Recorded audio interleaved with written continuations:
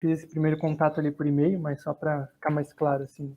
Claro. O meu nome é Kevin, eu sou estudante da sexta fase de jornalismo aqui da faculdade de ELUSC, né?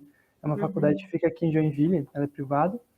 E nesse semestre a gente tem um jornal, né, que se chama Primeira Pauta, e aí é um jornal especial onde a gente define um tema geral, né? O que a gente vai abordar, qual que vai ser o tema, meio ambiente, direitos Uhum. humanos. Deixa eu E só aí o fechar essa tema... janela aqui, Uhum. peraí.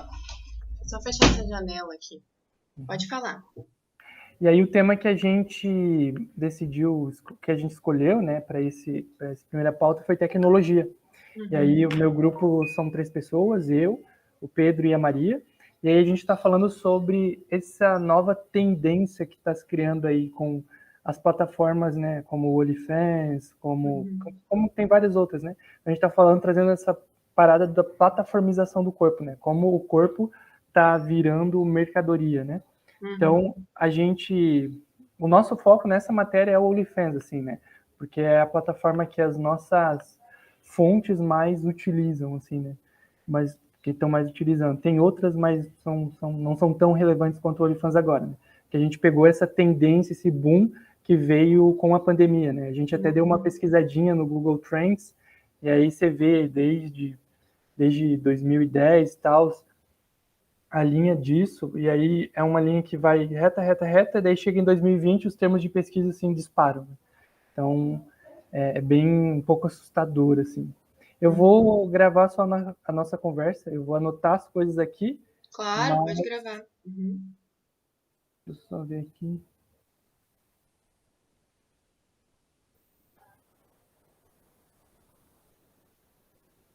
Não vai rolar, não sei o que deu aqui no e-mail, mas eu vou anotando tudo aqui. É Tá, para ser tá. bem uma conversa, assim, sabe? Porque o que a gente quer fazer com o seu TCC, assim, né? A gente fez algumas pesquisas no Google Acadêmicos para ver o que tinha disso, e aí a gente encontrou o seu TCC e foi bem interessante. Eu dei uma breve lida, assim, tanto no resumo, dei algumas pinceladas, né? E aí, como é para um jornal, também não quero seguir uma linguagem muito acadêmica, né? Quero que as Sim. pessoas entendam mais a essência para que elas se interessem, e aí se tiver mais esse interesse profundo, elas busquem, né? Então a gente vai deixar Até para lá o seu deixar nome. acessível, né? Isso, exatamente. É mais para instigar mesmo, assim. Aí a gente quer Sim, fazer um box na matéria como se fosse um extra, assim, sabe? Um adicional, para falar que o mundo acadêmico também discute isso. entendi, entendi. Então tá, Luísa. Que legal. Qual que é a tua idade? Eu tenho 22 anos. Vinte vinte e e dois dois anos. anos. Deixa eu já me apresentar também, que Ah, daí eu claro. acho que a gente já consegue se entender melhor, né? Que bom que você fez a Sim. apresentação, porque é aquilo, né? Manda e-mail, mas não consegue bem dizer o que tá É. fazendo, qual que é a proposta e tal. Mas, enfim, eu tenho 22 anos, eu me formei há pouco tempo ali no Direito da UFSC, né, na graduação. Agora eu tô fazendo mestrado E pela você, mesma qual que é o foco? instituição. Opa, desculpa. Qual que é o foco do teu mestrado, a linha de pesquisa? É o mestrado acadêmico, né? Na UFSC tem um mestrado profissional também, que é mais pesquisa aplicada no Ah, direito, tá. mas o meu mestrado é um mestrado acadêmico em teoria crítica e neoliberalismo também. Então, meio que esse caldo do meu TCC eu estou usando agora para dissertação no mestrado, né? O objetivo maior é avançar. Tanto é que se tu for olhar assim no final do meu TCC na conclusão, eu já aponto para um campo de pesquisa que se abre, né? A partir da Uhum. noção de sexualidade e neoliberalismo, conectar essas duas coisas que é assim, querendo ou não, uma coisa um pouco nova, assim, que não se vê muito essa costura nas ciências Uhum. sociais, né, no direito, porque é um campo que abarca também direitos humanos, o direito das mulheres, né. Então, você trouxe ali o negócio da mercadorização do corpo. Como que essas mulheres, como que o direito lida com isso, né? Será que o direito vai regular, isso não vai regular? É um mercado novo que está acontecendo agora, né? Como lida com casos em que mulheres têm imagens vazadas na internet? O direito tem uma resposta hoje em dia no Brasil de criminalizar grande parte dessa que é chamada pornografia de vingança, né? Mas isso acaba não resolvendo o problema de fundo, que é também o machismo, que é também essa falta de regulação das mídias, né? A falta de regulação das plataformas. Então, parece que é um problema assim que se estabeleceu na internet, cresceu ali, que nem você bem pontuou, a pandemia aflorou muito mais essa procura por sexo dentro das mídias digitais, né, no computador, no celular, enfim, e até a venda e o exercício do trabalho ali mesmo, né, do corpo, enfim, de materiais sexuais, e o direito não está dando uma resposta para isso. É uma Então, coisa mais punitivista, assim, né? Exatamente. Então, a minha grande preocupação nesse trabalho é tratar como o direito está tratando isso num âmbito que não era para ser tratado, né? Ou pelo menos, se for tratado, ele não vai solucionar o problema de base, né? A estrutura de base que está por trás. Então, você Uhum, criminalizar um comportamento não significa que ele vai acabar, por exemplo. uhum, Então, o importante é ter essa noção, assim. E sim. o que eu tentei costurar ali... Pode falar. Você ia falar Inclusive, alguma essa coisa? é a minha primeira pergunta, assim, né? Por que que você decidiu pesquisar esse tema? Aham, aham. Não, eu decidi pesquisar esse tema porque, assim, a sexualidade já era um tema que me instigou desde muito tempo, assim. Eu já tinha uma noção da crítica das feministas radicais à pornografia, que é uma crítica, assim, de que ali contém ideias de submissão das mulheres, de subordinação das mulheres, que podem impactar na visão delas na sociedade, pela sociedade, né? Então, uma mulher que é excessivamente sexualizada, essa objetificação em torno do corpo feminino pode reverberar no seu exercício livre de direitos. Então, por exemplo, a gente vê no Brasil um exemplo muito claro disso com a saída da Dilma, por exemplo, né? Aquela campanha pelo impeachment, a campanha do sai fora querida, tchau querida, enfim, foi uma campanha bem misógina. Então isso foi tocado nesses pontos, né? Inclusive pela via das redes sociais, pela via do WhatsApp, né? Do Facebook, da internet e tal.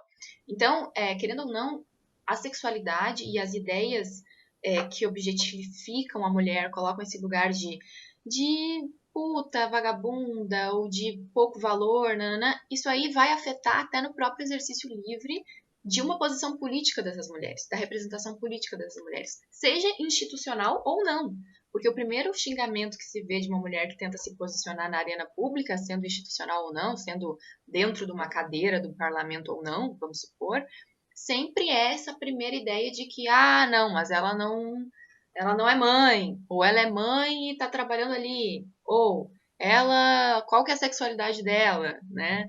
Ou como é que ela exerce essa sexualidade? Esses são temas que são trazidos e que prejudicam, muitas vezes, esse exercício livre da Uhum, política pelas mulheres, da fala pelas mulheres, da expressão, da mobilização. Então, a minha ideia inicial foi pesquisar por aí. Na minha trajetória de pesquisa, é que eu sempre carreguei o tema do neoliberalismo como o meu foco de estudo, né? O meu estudo mais forte sempre foi neoliberalismo, suas camadas, a ética neoliberal, a economia neoliberal, as noções de Estado que o neoliberalismo carrega, de sociedade que o neoliberalismo carrega. Então, eu acabei conectando no final do meu curso esses dois temas por um acaso da minha cabeça, assim, né? De pensar que uhum, isso tem que ter a ver, né? Tem que ter a ver. E tem a ver por quê? Porque o neoliberalismo, ele é uma estrutura, ele é um modo de pensar, estar no mundo, e uma força política que nega a regulação dos mercados ao máximo que ele pode.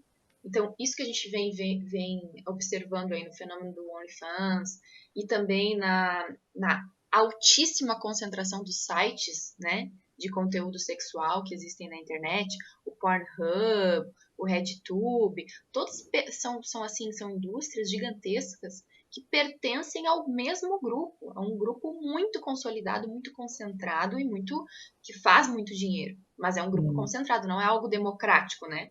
Que se difunde entre diferentes países, diferentes produções culturais e blá blá blá. Não, é uma coisa muito padronizada e concentrada. O que o neoliberalismo fez desde seu início, desde da sua ascensão? Ele sempre negou que o Estado, ou os Estados de maneira global, devessem se ocupar de regular os mercados de uma maneira geral, né? E de, digamos assim, controlar a concentração. Né? O neoliberalismo nega que a concentração seja um problema para o mercado. O que nos teóricos liberais não era visto dessa maneira, né? Os teóricos liberais, pelo menos por meio da teoria, eles diziam que sim, o Estado tinha o papel de não deixar o mercado se concentrar demais, porque ele poderia afetar os direitos, poderia gerar Uhum. monopólios, poderia gerar oligopólios, poderia gerar grupos de poder prejudiciais. E o neoliberalismo ele nega isso. Então, qual que é a consequência disso na internet. A consequência disso na internet é essa concentração que hoje a gente vê desde as redes sociais, por exemplo, o Facebook hoje tem o Mark Zuckerberg, tem o Facebook, tem o WhatsApp, tem o Instagram, né? É só um exemplo, mas assim, são vários, né? São as chamadas Big Techs, por exemplo, que já tem uma concentração grande. E na área do mercado pornográfico, que é uma área específica, digamos assim, também existe essa concentração. Não foi feito nada contra essa concentração. O negócio é o Uhum. mercado livre. Essa é a ideia do neoliberalismo sempre, né? Então, tem essa dimensão econômica forte que eu tento pautar no trabalho como uma das causas para o mercado virtual pornográfico estar como ele é hoje, né? Ele poderia ser de outro jeito, mas ele é do jeito que ele é hoje, né? Então Concentrado. você vê isso como um problema, a forma como ele se configura hoje, né? Claro, eu vejo isso como um problema, até porque a produção vai ser muito enviesada, né? Quando se tem uma concentração, significa que os valores também são concentrados. Né? Quem controla o que está sendo difundido ali? Pouquíssimas pessoas e pouquíssimas empresas estão por trás disso. Mas é um grupo pequeno que tem um grande poder na hora de dizer como o sexo deve ser feito, na hora de mobilizar desejos nas pessoas, mobilizar fantasias nas pessoas. Isso de maneira global. Então, quer dizer, é um fenômeno novo, né? Não existia isso antes. Mesmo que o ser humano sempre usou e abusou da sexualidade em sentido de produção artística também. Né? Eu não nego isso no meu trabalho. Mas o mercado virtual pornográfico não é a mesma coisa que pornografia, né? Pornografia é uma produção contextualizada, é uma produção que, tudo bem, tem um caráter sexual, de produzir excitação sexual em quem consome, e isso sempre existiu na história da humanidade, mas não era um mercado, né? Uma produção em massa concentrada e difundida em todos os países de fácil acesso, que qualquer um consegue acessar e ter acesso àquela exata mesma produção, né? Eu acho até interessante, porque você fala sobre esse pequeno grupo ditando, e aí eu até assistia, eu já tinha assistido antes aquele documentário que você cita no seu TCC, que é o Uhum. Pornocracy, e aí Uhum. realmente ele mostra isso, né? Esse grupinho que consegue ter essa distribuição fácil, e aí meio que as pessoas que produziram, simplesmente eles ignoram, mas a gente vai reproduzir teu material no meu site, e é isso aí, então. E é isso aí. Uhum. Hum, E também essa própria falta de regulação das mídias. Claro, a próprio fato desse mercado ser muito concentrado já faz ele ter um poder político, né? Poder econômico implica poder político. Então, essas duas coisas hum. estão muito ligadas. Então, eles fazem pressão nos tribunais, eles fazem pressão. Assim, é difícil tirar poder, né? Até por meio dos lobbies. É difícil institucionalmente conseguir fazer alguma coisa para diminuir o poder desse mercado, que realmente ele está com um poder político bastante grande. Mas, para além disso, tem um ponto que você tocou agora, que eu fiquei pensando o seguinte: você falou ali, não interessa muito quem produziu, né? Não interessa muito de quem é a pessoa qual é a imagem de qual pessoa que está sendo colocada ali. Eu fico pensando muito no seguinte: mulheres que às vezes têm a sua produção colocada ali e não querem mais, mesmo que a mulher queira, né? Eu quis colocar aquilo ali, eu quis mercadorizar esse meu vídeo, vamos supor, né? Eu realmente quis fazer dinheiro a partir disso. Uma mulher hoje em dia, se ela escolhe, né, depois retirar esse conteúdo da internet, ela não consegue. Essa é a realidade dos fatos, né? Ela não consegue. Porque um site vai passando para o outro, que vai passando para o outro, que o anônimo publica 10 mil vezes, né? Porque tem esse mecanismo de a publicação, na maioria desses sites, ser uma publicação independente, né? Qualquer um pode sair ali postando, é uma publicação geralmente autônoma, não se tem uma verificação de quem está compartilhando aquilo, né? E também não se tem uma regulação nem dos estados e nem globalmente sobre essa situação. Então, os direitos dessa mulher que teve a sua imagem às vezes colocada ali, mesmo com o consentimento dela, mas que depois não quer mais, né? Em algum momento ela não quer mais, ou num site específico ela não quer mais, uma dificuldade muito grande dela conseguir retirar esse material. Né? Não se tem uma garantia que ela vá conseguir retirar esse material. Mesmo de produções assim as mais problemáticas e violentas possíveis. Então, estupros, né? Aí falando em situações ainda mais complicadas, né, do que essa que eu citei. Estupro, situação em que a mulher estava sendo filmada e não queria estar sendo filmada, não sabia que estava sendo filmada. E também ela não consegue, né, ter o acesso e ter o direito sobre esse conteúdo, deixar ele inacessível, né? Tirar ele das redes, ela não consegue.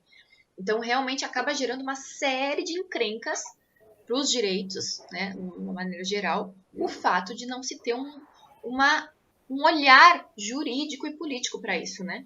Jurídico, Então, hoje político, não existe um social. olhar assim jurídico em relação a esse fato. Não existe, não existe, né? O que se trata muito é pela via da criminalização, que nem eu falei. A pornografia de vingança, que é esse fato do cara, né? Geralmente o parceiro ou ex-parceiro, colocar um vídeo não autorizado ou uma imagem não autorizada, é um crime, né? Tipificado já. Pornografia de vingança é um crime tipificado.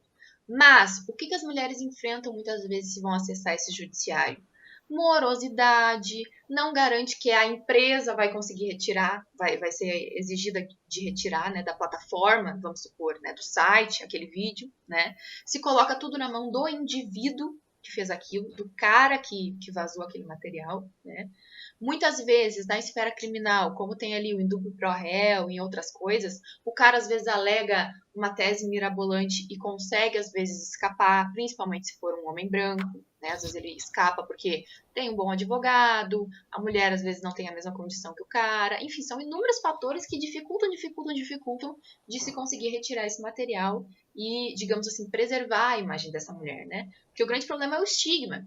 Se um cara tem o nude vazado, via de regra, tudo bem, vai ter uma piadinha ou outra, não sei o quê, mas tem vários que fizeram sucesso depois de ter nude vazado, depois de ter um vídeo sexual vazado e tal, né? Então, para os caras, isso não toca no mesmo ponto, né? Para uma mulher, se ela tem um conteúdo desse vazado, pode impactar no resto da vida dela inteira.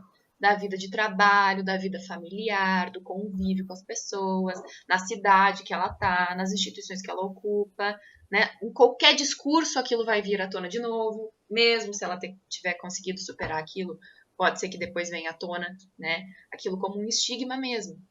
Então, pode falar. Inclusive, a gente até entrevistou uma pessoa que assina, né, a plataforma, ela não assina a OnlyFans, mas ela assina um outro tipo de plataforma. Mas ela até trouxe essa problemática, assim, né? Ela mostrou pra gente uma pessoa que ela acompanhava no OnlyFans, era uma mulher, e aí a mulher, ela saiu da plataforma justamente por isso, assim, porque tinham pessoas que pegavam o conteúdo dela e reproduziam gratuitamente em outros lugares, assim. E aí vem justamente isso que tu traz, assim, né, de, meu, quem que vai controlar isso, né? E aí a responsabilidade também é do indivíduo que está produzindo, ele que tem que controlar isso, a empresa não tem que garantir uma segurança ali para ele estar fazendo essa exposição? Exatamente. Isso toca até em outro ponto que o neoliberalismo é bem responsabilizável, digamos, né? Porque no momento que se tem uma sociedade que é entendida como o indivíduo é entendido como uma empresa de si mesmo, né? O Gary Becker, né? O Gary Becker é um economista bastante famoso, que escreveu Capital Humano, né? Ele que cunhou esse termo, assim, capital humano e tal. E qual que é a ideia dele? Ele coloca, por uma visão microeconômica, né, da microeconomia, de que o indivíduo ele é a empresa de si mesmo. Então, como é que a gente funciona para ele dessa maneira, né? A gente investe em si para ter um ganho no futuro, para ter um rendimento no futuro.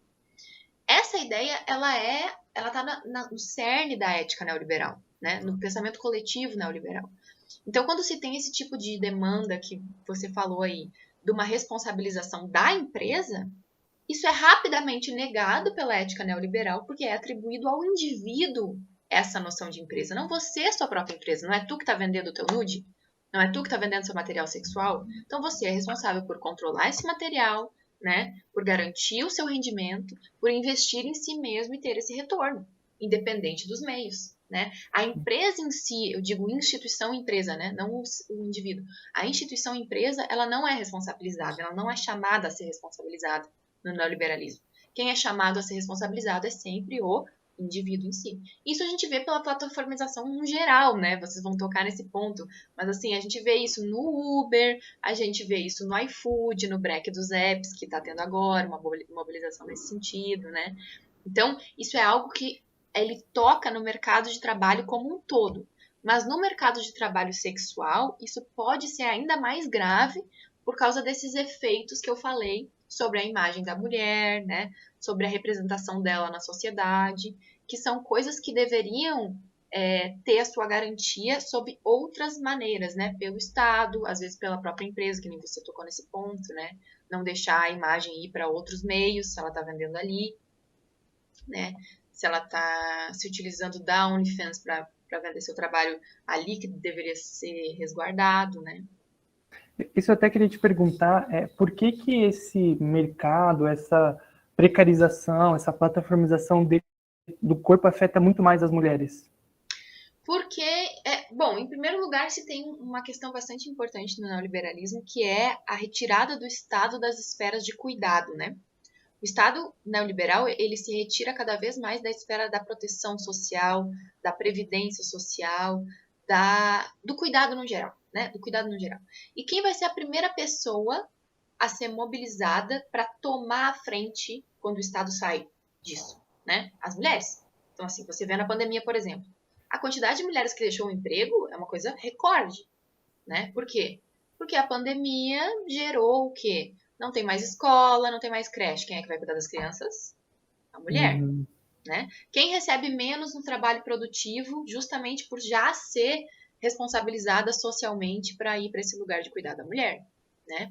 Então, em primeiro lugar, já tem esse, digamos, intrínseco ao neoliberalismo por essa redução na parte social, na parte dos direitos sociais, na parte do cuidado do Estado, já existe intrínseco ao neoliberalismo essa afetação, né, dos direitos das mulheres enquanto público, né, enquanto esfera pública, enquanto trabalho. Então a gente já sai atrás, né? Na realidade a gente já sai atrás. E um outro impacto ainda importante com relação a isso é que, via de regra, quem vai acabar tendo que ceder, aspas, né, a vender seu próprio corpo é a mulher. Por quê? Numa sociedade patriarcal, o corpo da mulher é visto como um objeto, como uma mercadoria, como algo muito mais mercadorizável e vendível do que o corpo do homem. Isso parte da própria sexualização, do próprio jeito que a gente entende a sexualidade, né? Então, a gente vê a sexualidade do homem como o que ele faz, o jeito que ele fala, geralmente é associado a isso, até na nossa própria construção subjetiva, psicológica subjetiva, né? E, por outro lado, uma mulher é sexualizada quando? Quando ela está numa posição X, quando ela está já sem roupa. Então, é muito mais focado no corpo, por uma questão histórica mesmo, né? Por uma questão histórica. O feminismo, ele tem essa pauta de mostrar no seguinte, não de, eu acredito, né, que eu tento mostrar isso também com o trabalho, não de negar a sexualidade da mulher. Se a mulher quiser se sexualizar, ela vai se sexualizar, assim como todo ser humano, quando tiver num contexto sexual que desejar estar num contexto sexual, vai estar num contexto sexual.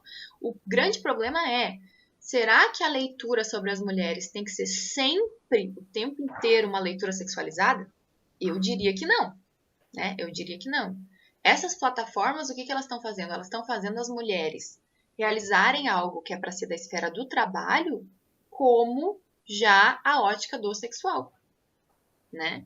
Então, isso aí é uma coisa assim que se imbrica as duas coisas, né? Se imbrica o neoliberalismo, esse posicionamento da mulher de que não consegue ter o mesmo salário e o mesmo valor, a mesma valorização no mercado de trabalho, não consegue os mesmos postos, não consegue a mesma liderança que um homem consegue, não consegue almejar as mesmas posições, né? É travada também pelo esse papel de cuidado com a família, muito forte, que cada vez aumenta mais, né? Porque se o Estado vai se retirando, ela cada vez vai sendo mais demandada nisso e ela precisa tirar o seu sustento de algum lugar. Se o mercado se o mercado paga para vender o seu corpo, é uma tendência de que as mulheres vão escolher vender o seu corpo, né? Não se trata de dizer assim que não existem mulheres que escolham isso. Não, existem mulheres que escolhem, sim, vender o seu corpo. A questão do feminismo é mostrar em que condições se está fazendo essa escolha. Por que essa escolha é tão mais feita? Existe uma razão, né?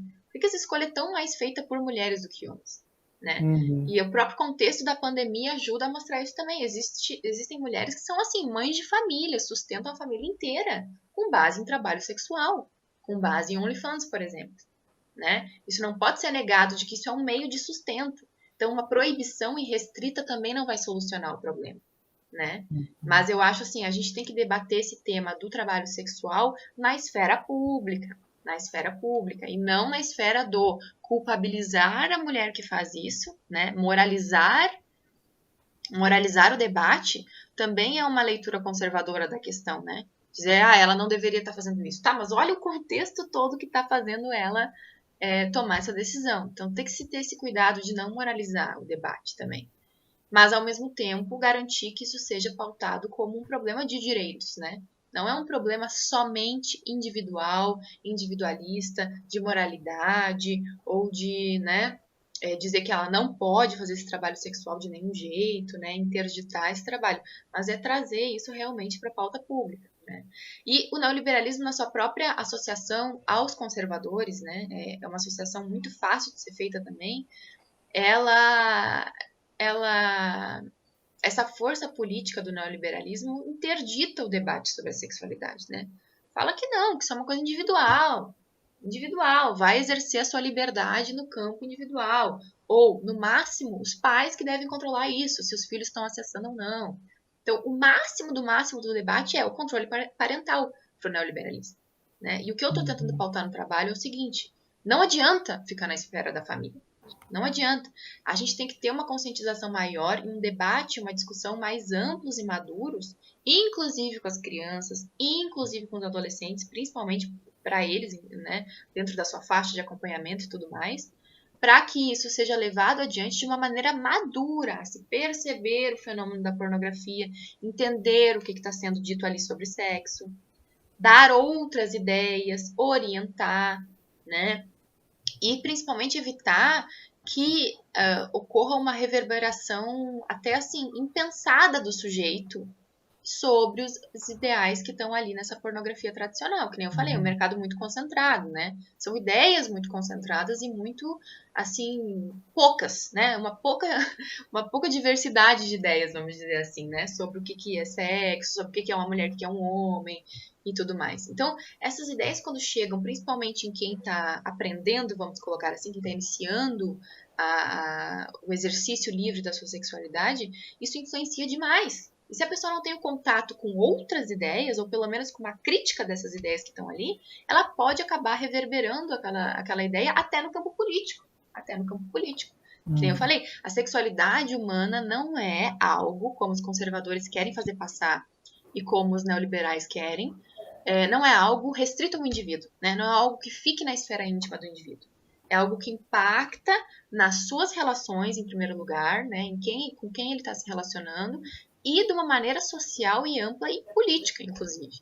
Né? Então, se as mulheres são colocadas sempre nesse lugar de submissão, de que não, mesmo quando ela diz não, ela quer dizer sim. A pornografia passa muito isso, né? Mesmo quando ela diz não, na verdade ela quer dizer sim, ela gosta depois, mesmo ela falando não.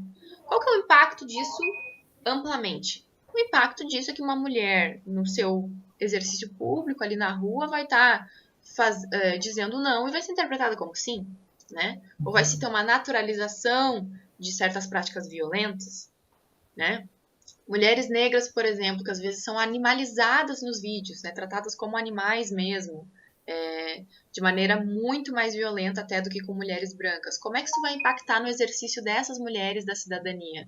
Vai impactar, elas vão ser mais discriminadas, elas vão ser animalizadas, elas não vão ter as suas ideias respeitadas. Então, é uma linha muito tênue entre o que é uma liberdade de expressão para o fetiche e para a fantasia, que sempre vai estar envolvido na sexualidade, e o que é uma reverberação de ideais racistas, misóginos, que afetam o nosso status, a nossa representação social enquanto mulheres. Né? Não é algo simples. Uma das nossas entrevistadas, né, que é a fonte principal, assim, a gente conduz muito da reportagem na história dela. Ela é da nossa cidade, ela era, e hoje ela mora em São Paulo, né? E aí, ela conta pra gente que ela foi pra plataforma justamente porque, não por uma questão de necessidade, mas de escolha, né? Porque ela viu que ela poderia ganhar muito mais do que ela estava ganhando no emprego atual. E aí, até interessante que a gente entrevistou uma psicóloga e ela falou que esse fenômeno das redes, do próprio Instagram, ele faz essa ponte, assim, sabe? Porque ela começou vendendo coisa no Melhores Amigos, e aí depois ela já se viu, assim, no OnlyFans. E aí minha próxima pergunta tem justamente a ver com isso. Para ela, na visão dela, ela se sente dona do próprio negócio, usando essas plataformas, algo que tu já tinha comentado ali anteriormente. Uhum. Por que essa ideia de liberdade, de empreendedorismo, em relação a essas plataformas, adentram tanto no imaginário das pessoas, do indivíduo? Eu acho que a gente já vive numa sociedade que já incorporou essa ideia de que o meu negócio é eu ser meu chefe, entendeu? Então, assim, toda aquela ideia de proteção do trabalho, ela tem sido há décadas, desde mais ou menos a década de 80 ali, globalmente ela vem sendo derrubada, com muita propaganda e muita ideologia no meio. Porque, assim, ser seu chefe não é tão fácil assim. Se você se quebra, não tem ninguém para te sacudir, para te acudir, né? Até o jeito que isso está sendo feito, assim, é uma irresponsabilidade, até eu diria midiática, uma irresponsabilidade política, né, de defender esse ideal do empreendedorismo, que é um empreendedorismo às vezes falso, né, às vezes falseado de precarização. Então, tudo bem, você pode ter, por exemplo, algumas mulheres que fizeram a vida delas no trabalho sexual, mudaram de vida. Eu fico feliz com um sucesso desse tipo, né? A questão é, se a regra é se mercadorizar, todas as mulheres vão conseguir atingir esse ideal? Primeiro ponto. Segundo ponto, por que uma mulher só consegue atingir esse ideal de autossuficiência econômica vendendo seu corpo? Então também tem esse lance, Uhum. né, de por que meios isso está sendo feito, né? Eu não nego que, assim, no caso dela, teve uma importância tremenda que foi a decisão dela entrar para isso, né? Só que ninguém decide sem condições. Ninguém decide 100% livremente, né? A nossa decisão sempre é circunstanciada. O que o neoliberalismo faz é apagar completamente as condições de escolha do indivíduo. Fala que o indivíduo escolhe livremente e escolhe autonomamente, independentemente das circunstâncias. Essa é a ideia neoliberal, né? O que acaba gerando o que eu estou te dizendo: precarização, muitas mulheres que realmente não escolheram livremente aquilo ali acabam naquela situação. Até a própria situação dela, né? Quer dizer, por que ela escolheu? Ela escolheu, foi um sucesso, tá, ótimo. Mas assim, ela escolheu porque num emprego dela ela não estava ganhando tanto. Então, olha o sistema que a gente tem, né? Vem Olha a justamente estrutura. nessa questão de por que ela atinge esse sucesso só indo para esse mercado, né? Por que no trabalho convencional ela não conseguiu? Eu acho que é um Exatamente. questionamento super interessante, assim, a colocar. Exatamente. Então, existe uma estrutura patriarcal aí muito forte, né? E o neoliberalismo ele faz isso também, ele nega as estruturas sociais. Então, os três poderes que a gente chama, os três poderes sociais, que seria raça, classe e gênero, o neoliberalismo finge que não existe, porque para ele todos estamos exercendo a nossa liberdade em qualquer escolha que a gente faça, né? E isso é falso. Isso precisa ser dito que isso é falso, né? As pessoas escolhem, sim, as pessoas escolhem, mas elas escolhem em circunstâncias, né? Nem tudo é um exercício livre e restrito de liberdade. A gente precisa olhar para as estruturas sociais até para conseguir exercer a nossa liberdade, de fato, né? Pautar mais liberdade, mobilizar mais liberdade, né? Para que realmente seja uma escolha o mais livre possível, lembrando que sempre terão circunstâncias, né? Sempre terão circunstâncias. Mas, assim, o próprio Friedrich Hayek, que é um dos teóricos neoliberais mais famosos, né? Ele fala da liberdade de morrer de fome. Então, ele fala até isso. Se você escolhe, olha, ele coloca isso como uma escolha. Se você escolhe trabalhar por um salário miserável para conseguir comer, né? Então, tem essa opção lá. Ou você não trabalha e morre de fome, ele diz que isso já é uma escolha. Então você escolhe trabalhar por um salário miserável em vez de morrer de fome. Olha só, você tinha a opção, ele argumenta isso, né? Você tinha a opção de morrer de fome, mas você não escolheu. Mas a questão é, não, a ideia dos neoliberais é uma ideia de liberdade negativa o tempo inteiro, né? É o tempo inteiro uma liberdade negativa muito abstrata e muito restrita, né? Sem analisar nada, sem analisar as condições materiais. E isso aí é uma cilada. Isso é uma cilada para todos os movimentos sociais e políticos, inclusive para o feminismo, de querer analisar isso como uma regra, né? Fulana fez sucesso, então dane-se. Dane-se toda a discussão sobre isso, porque a fulana conseguiu, a fulana fez a vida dela e tal. Mas que nem eu falei, tem que ser analisado essas estruturas, né? E até que ponto todo mundo conseguiria esse sucesso, né? Então, a gente vê que existem regras e existem exceções, né? As exceções às vezes servem mais para comprovar a regra do que o contrário. E como que o debate público e a educação sexual, elas mudam, podem mudar esse cenário, assim, de precarização, de entendimento do corpo da mulher? Eu acho que, assim, sobre a pornografia em específico, né? E a questão da mercadorização do corpo e tal.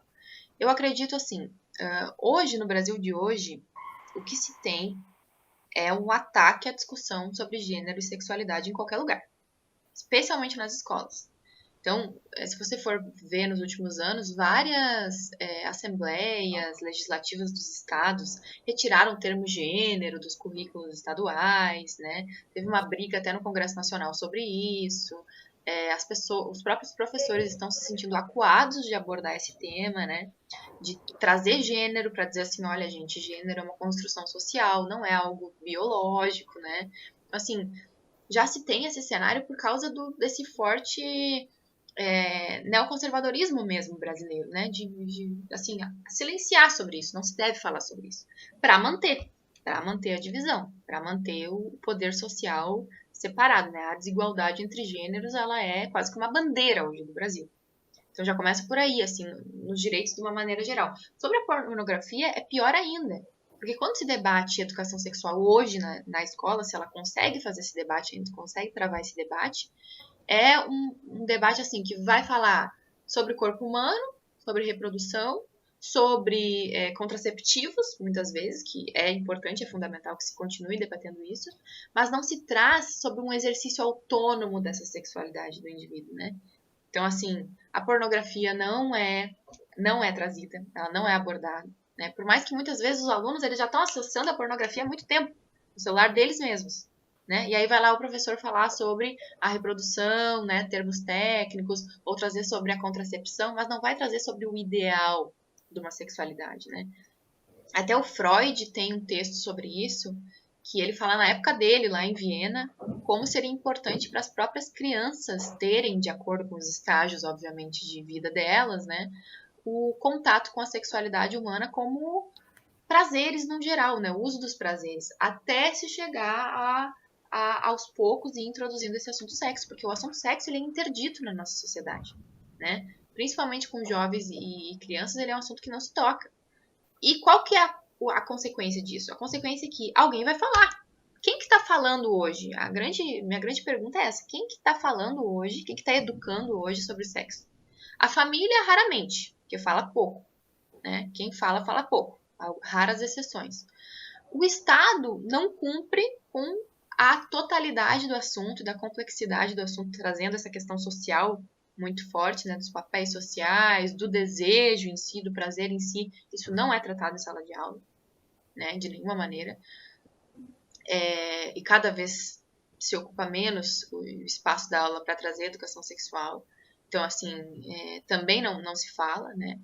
E onde é que o jovem está ouvindo sobre educação sexual? Muitas vezes na igreja, por exemplo, né, de uma maneira assim também muito culpabilizadora também, às vezes restringindo esse exercício livre da sexualidade, culpabilizando o exercício livre da sexualidade e também normatizando em caixinhas o que pode ser feito e o que não, como uma lei, um dogma que vai pairar sobre o indivíduo e gerar a vida dele, né? Em vez dele se descobrir, ele segue aquela cartilha, né? Aquela cartilha da religião, assim. Então tem esse lado, que tem sido falado mais por aí, sobre sexo, e pelos meios digitais. E pelos meios digitais é aquilo ali, qualquer um acessa a qualquer lugar, né? É super acessível, todo mundo conhece esses sites, todo mundo acessa esses sites, não é difícil, não se tem uma proibição de crianças ou de adolescentes, ou qualquer coisa efetiva nesse sentido, não se tem. Então, o que acontece? A criança e o adolescente estão constantemente assistindo a isso, ou quando buscam, pelo menos, acham isso facilmente. Quem é que vai fazer o contraponto? Quem é que vai dizer, olha, se uma mulher fala não, realmente é não? Quem tá fazendo isso? Né? Quem tá fazendo isso? Quem tá trazendo, assim, ó, o debate mais amplo sobre o que é uma sexualidade, né? Não é só penetração, não é só genitalização, que isso é uma coisa que a pornografia traz muito, né? Genitaliza as mulheres, genitaliza o sexo. Então, assim, não se tem nada para uma conscientização ética sobre isso, assim, né? Tipo assim, olha, é no seu exercício com o outro, é na sua relação com o outro que a sexualidade vai acontecer, né? Não, o que se tem é uma redução daquilo ao discurso pornográfico. Por isso que a minha hipótese de trabalho era a seguinte, que a sexualidade ela foi reconfigurada pelo neoliberalismo, já que ele ajudou a produzir essa pornografia, né? E a pornografia, o mercado virtual pornográfico se tornou a principal instituição a falar sobre sexo. Por isso que reconfigurou a sexualidade, né? Antes não era assim. Antes não era assim. Poderia até ter ideais machistas, né, misóginos em revistas, alguma coisa mais indireta. Isso sempre existiu, né? Nas últimas décadas, assim, existia esse tipo de material, mas não da maneira como é hoje, da maneira massiva, da maneira generalizada, acessível a todos, né? Então, o que aconteceu? A instituição, enquanto instituição social, eu falo, né? A instituição social do mercado virtual ocupou essa força, né? Hoje é a instituição de maior força, vamos dizer assim, de falar sobre sexo, né? Enquanto as igrejas ocupam ali no Brasil, eu diria, um segundo lugar. Depois vem escola, depois vem família, depois vem todo o debate público sobre isso que eu tô querendo tratar aqui, né? As pessoas não falam. É um assunto muito interdito e muito difícil de ser debatido de maneira clara, madura, pensando nas reverberações que isso tem, né? Pensando em como o desejo ele também vem do poder. Então não é uma coisa que se desrelaciona, né? Pelo contrário, são relacionados, né? Então a gente precisa trazer isso para o centro, porque que nem eu falei, a sexualidade ela não para no íntimo, né? O indivíduo leva o exercício da sexualidade dele, das fantasias dele e tudo mais, para todos os outros lugares que ele ocupa, né? Com a relação até com as pessoas próximas, nossos colegas. Como é que você enxerga uma mulher falando? Você enxerga ela como um objeto sexual que a qualquer momento pode lhe dever sexo, vamos dizer assim, ou você enxerga como um ser humano que tá ali falando alguma coisa, né? Então, isso aí é uma coisa que acaba gerando também, principalmente nos homens, uma lente sobre o que ele tá enxergando, né? Uma lente sobre o que ele enxerga, né? De deslegitimar mulheres quando falam, né? Enfim, uma série de implicações, uma série de consequências, inclusive em relação ao racismo que eu já tratei também, né? Tratar pessoas negras como hipersexualizadas, então pessoas que são para uso sexual e deu, né? Qual que é a consequência disso para uma sociedade que se quer democrática, né? Quer se pautar de uma maneira democrática. E para encerrar então a nossa entrevista, a minha última pergunta é a seguinte, e aí é mais uma percepção sua mesmo. Você acha que esse mercado da pornografia, das plataformas, deveria existir? E aí, se sim, de que forma e como fazer mulheres não perder, né? Se fosse regularizado, como garantir os direitos das mulheres nesses mercados? Tá. Eu acho que a pergunta, ela é um pouco. A sua pergunta é boa, mas ela é um pouco assim. Abstrata, vamos colocar assim, né? Sim. Se eu achar. Assim. Vamos colocar assim. Abstratamente, eu gostaria que ele não existisse. Eu gostaria que a gente exercesse a nossa sexualidade sem ter que mercadorizar nada, né?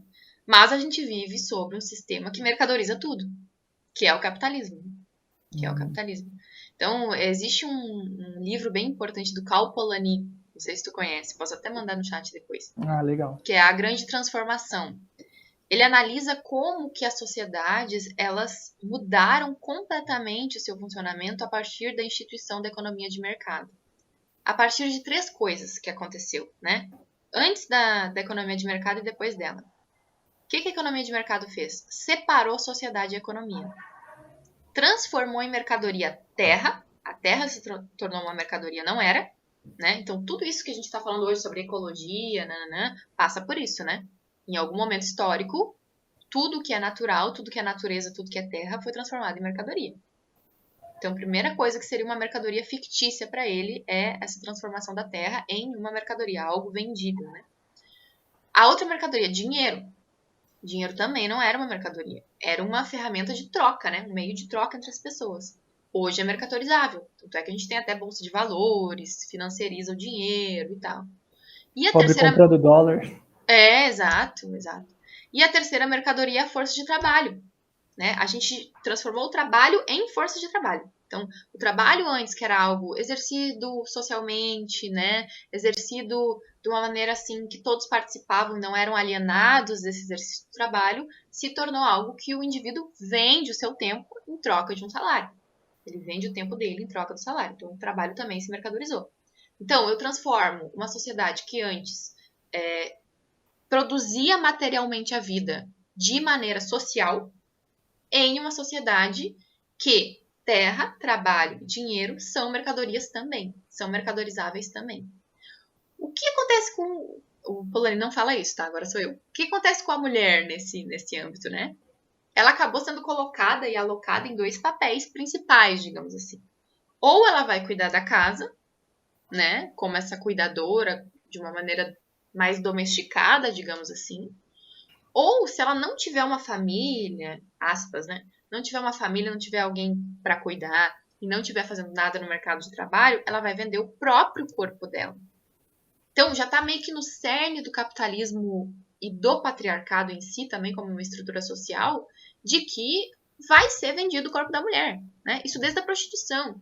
Então, é algo às vezes até mais antigo do que o capital em si, mas o capital reverbera isso, digamos assim, reproduz isso e aumenta, amplia esse fosso, né? Porque já que eu posso mercadorizar, por que eu não vou mercadorizar? Se é tão lucrativo, né? E as mulheres, nesse lugar de não terem as mesmas oportunidades e não ocuparem o mesmo papel que os homens, acabam cada vez mais alocadas para esse lugar de vender a sua força de trabalho também pode ser vender o seu próprio corpo, né? Em si. Vender o corpo em si. Agora, idealmente, a gente pode falar, eu não gostaria que fosse um mercado. Tá, tudo bem, mas a gente vive na sociedade dos mercados, né? Tudo é mercado. No momento que o corpo da mulher foi colocado nesse lugar de mercado, não se acabou o patriarcado e não se acabou o capitalismo, vai continuar existindo esse mercado, isso é fato. Como lidar com ele, então? Né? Na condição que a gente tem hoje, assim, a condição que a gente tem hoje. Como lidar com ele? Eu acho que regular seria um bom ponto. Seria um bom ponto.